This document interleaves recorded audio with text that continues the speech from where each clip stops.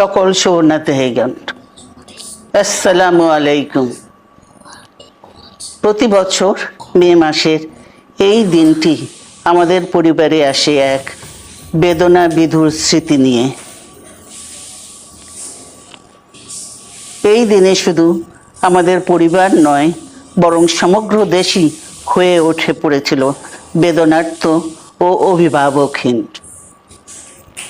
আমাদের প্রিয় মাতৃভূমি বাংলাদেশের জন্মের সাথে জড়িয়ে থাকা এক অবিচ্ছেদ্য নাম শহীদ প্রেসিডেন্ট জিয়াউর রহমান, যে চট্টগ্রাম থেকে স্বাধীনতার ঘোষণা করে তিনি এ দেশের সাথে তার নাম অবিচ্ছেদ্য করেছিলেন।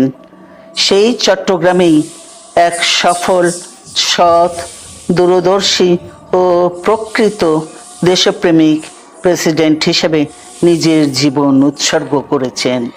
এদেশে গণতন্ত্র, স্বাধীনতা, সংবাদপত্র ও বিচার বিভাগের স্বাধীনতা, স্বনির্ভরতা ও উন্নয়ন এবং নিজস্ব জাতীয়তাবাদ সৃষ্টির অনন্য রূপকার শহীদ জিয়া, যে গণতন্ত্র প্রতিষ্ঠা আর সার্বভৌমত্ব রক্ষার লড়াইয়ে তিনি শাহাদাত বরণ করেছেন, সেই গণতন্ত্র নিরবচ্ছিন্ন যাত্রা আজও বাধাগ্রস্ত হচ্ছে প্রতি পদে পদে। খুব শীঘ্রই আমরা বাংলাদেশকে গণতন্ত্রে পুনঃপ্রতিষ্ঠিত দেখতে পাব। এই হোক শহীদ জিয়ার শাহাদাত বার্ষিকীতে আমাদের অঙ্গীকার।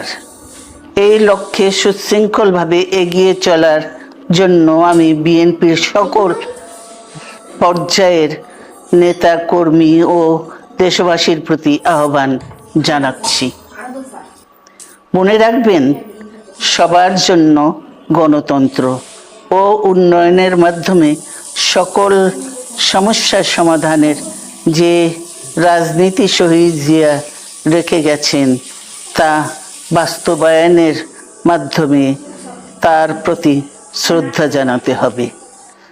আমরা তার বিদায়ী আত্মার মাগফিরাত কামনা করছি। আল্লাহ হাফেজ। বাংলাদেশ